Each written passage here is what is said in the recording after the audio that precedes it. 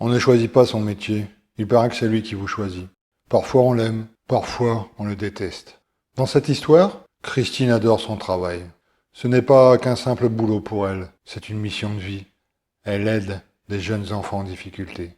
Malheureusement, elle va vite se rendre compte que l'on ne peut pas aider tout le monde. Et c'est là que ça devient une histoire terrifiante, une histoire angoissante.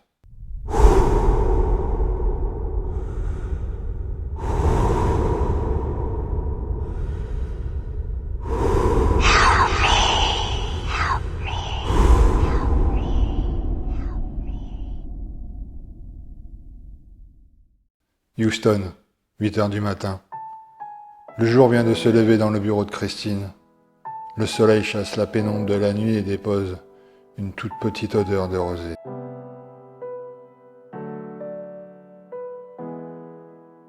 Christine avale son 5e café noir sans sucre et plonge son regard sur la pile des dossiers situés devant elle. La montagne est immense. Le malheur est immense. Avant de saisir le premier dossier qui s'offre à elle, Christine lève les yeux au ciel et prie Dieu. Elle prie son Dieu de bien vouloir l'aider à sauver toute cette souffrance. Dans son métier, beaucoup de ses collègues ont cessé de croire en Dieu. Comment peut-on encore croire au Dieu quand on est confronté à cette misère chaque jour ?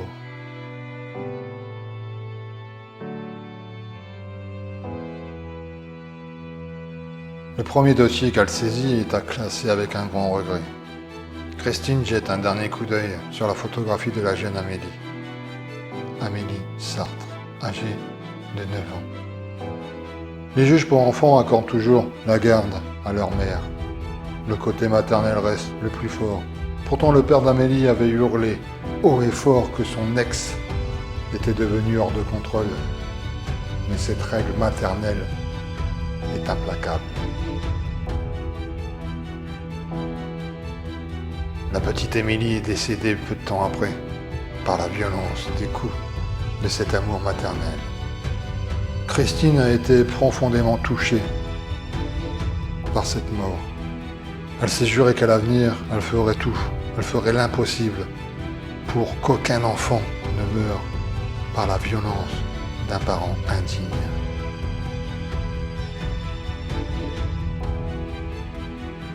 Le dossier suivant est une plainte d'une voisine, intriguée par la disparition de son chat. Christine se demande pourquoi on a déposé ce dossier sur son bureau. Étrangement, les 10 dossiers qui suivent sont de la même problématique et viennent de plaintes de plusieurs habitants du même quartier. Le quartier même où demeure Christine. Elle trouve cette disparition de chats surprenante, mais ici, on s'occupe que des enfants maltraités. En regardant ces dossiers de plus près, elle remarque que toutes ces plaintes ont pour direction un petit garçon de 9 ans. Et celui-ci demeure à la maison voisine de la sienne. Elle connaît bien l'homme qui habite cette maison, mais elle ne savait pas que le vieux Sam avait un petit garçon nommé Billy. Elle trouve ceci étrange, mais referme ce dossier. Quelques heures plus tard, et une journée de travail bien remplie, Christine rentre chez elle. Elle gare sa voiture dans son allée, coupe le moteur et lance un regard intrigué chez son voisin. Sam demeure dans ce quartier depuis près de 20 ans et personne n'a à se plaindre de lui. C'est un homme discret et solitaire. Elle n'a jamais vu un garçon dans cette maison. Tout le monde sait que le vieux Sam vit seul. Elle frappe à la porte, personne ne répond. Le vieux Sam est sûrement parti faire des courses.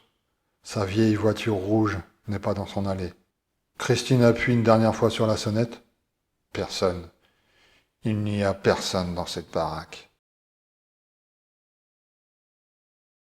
Christine jette son sac à main sur le canapé en cuir rouge et se promet de retapisser son salon. Son ex-mari n'avait aucun goût pour la décoration intérieure.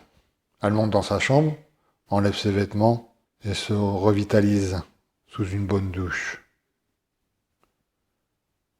Quelques minutes plus tard, elle redescend au salon, allume machinalement son poste de télévision et s'offre un bon verre de vin rouge sur la terrasse. Le soleil l'accompagnera encore pendant une petite heure. Ces minutes sans mots sont des moments de pur plaisir, après une longue et dure journée de travail. Mais tout à coup, des hurlements de chat déchirent ce silence. Christine est effrayée par ces cris atroces, surtout que cela vient de la maison du vieux Sam. Elle monte sur une chaise de jardin, et de l'autre côté du mur, aperçoit un petit garçon de 9 ans assis sur la pelouse. Il tient entre ses mains un chat mort. Le petit garçon a le regard perdu. Christine redescend de sa chaise discrètement. Le petit garçon ne l'a pas vu. Christine n'arrive pas à y croire. Derrière ce mur mitoyen, il y a bien un petit garçon. Pourquoi le vieux Sam cache-t-il cet enfant? Et qu'est-ce qui est arrivé au chat? Finalement, Christine décide de réouvrir le dossier Billy. Le lendemain matin, Christine et la police débarquent chez le vieux Sam. Christine lui demande où il cache l'enfant maltraité. Elle se souvient du visage qu'elle a aperçu la veille. C'était le visage d'un petit garçon creusé par la peur et par la honte. Sa peau était aussi blanche qu'un mort et ses yeux imploraient de l'aide. Christine dénonce, Christine juge, Christine condamne. Elle est dans tous ses états. Elle est hors de contrôle. Il est hors de question qu'un autre enfant meure. Les agents en uniforme signalent à l'inspecteur qu'ils n'ont rien trouvé. Il n'y a aucun enfant dans cette maison. Christine sait qu'elle n'est pas folle et promet de revenir. Pendant les 3 jours suivants, Christine ne sort pas de chez elle. Elle guette la maison du vieux Sam. Elle a retrouvé des anciennes jumelles de son ex-mari et surveille le petit jardin, les fenêtres et le moindre recoin. Pour le moment, elle ne voit plus ce garçon de 9 ans. Cependant, une chose la trouble.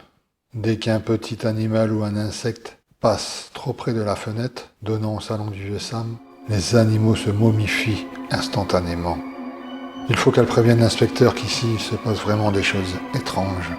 Elle saisit son smartphone, compose le numéro, mais raccroche.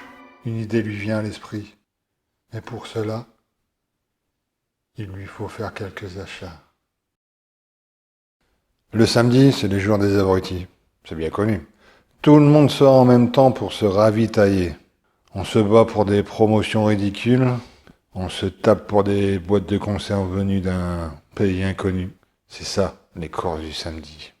Christine ne se battra pas aujourd'hui pour une boîte de conserve. Elle a d'autres idées en tête.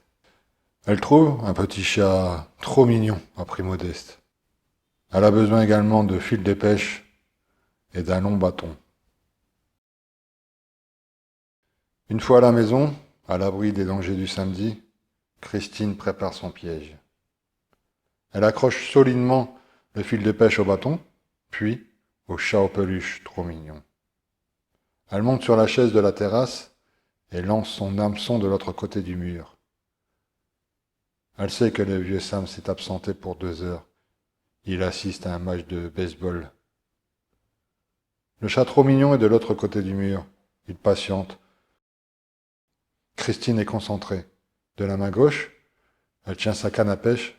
De l'autre, un petit appareil photo. Une fois que la cible aura mordu au piège, elle prendra une série de clichés qu'elle mettra sous le nez de ce stupide inspecteur de police. Le regard de Christine fléchit maintenant sur sa montre de poignet.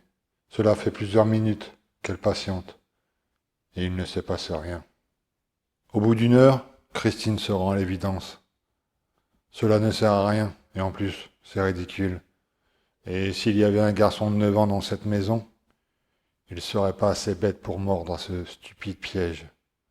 Elle remballe son matériel quand soudain un vieux chat bondit du mur d'en face et atterrit sur la pelouse du vieux Sam.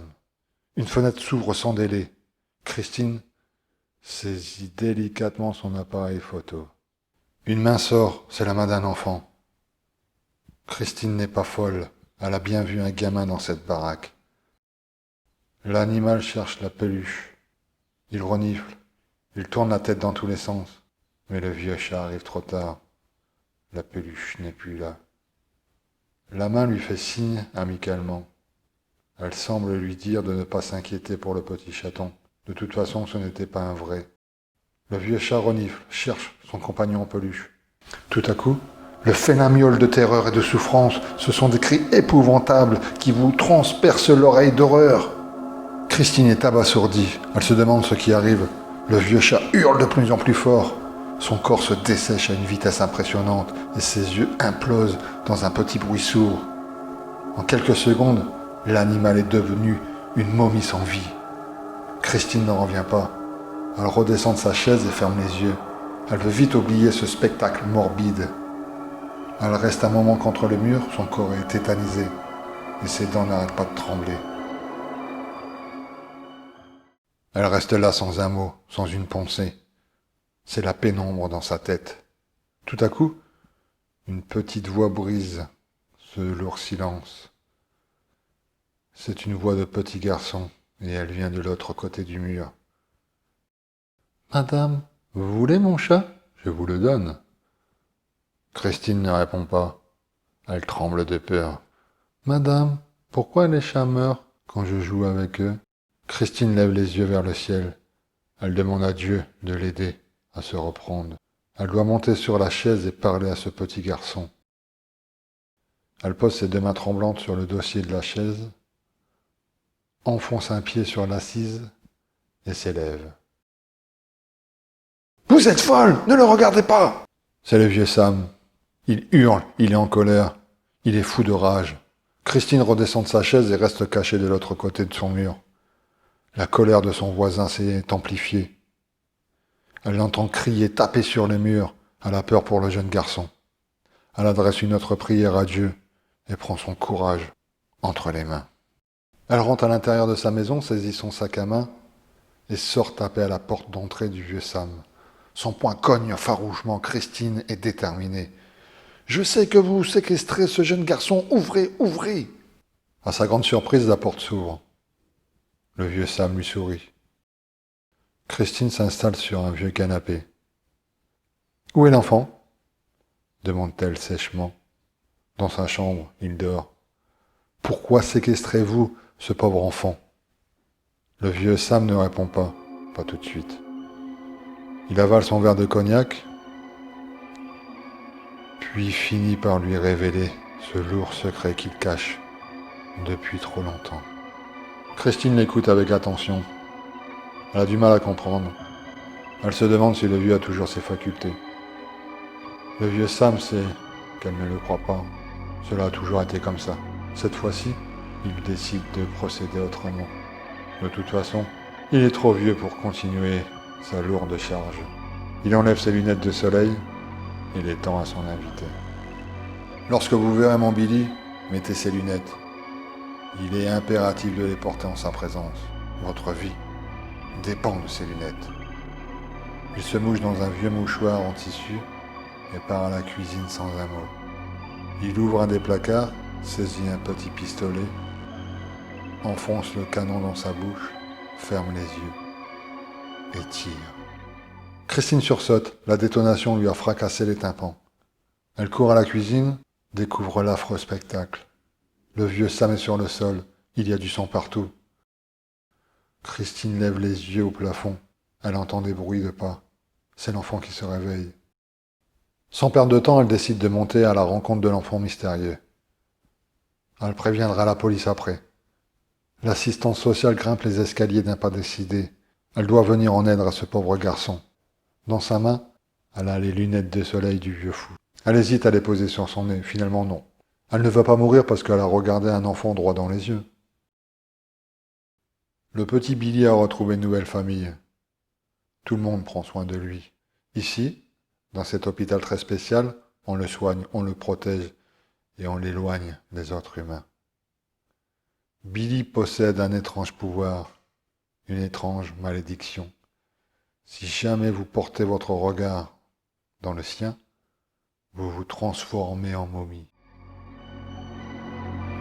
Le vieux Sam avait pu pendant un certain temps protéger ses voisins de cette terrible malédiction. Tous ses voisins, sauf Christine, qui désormais est entreposée dans notre musée des horreurs.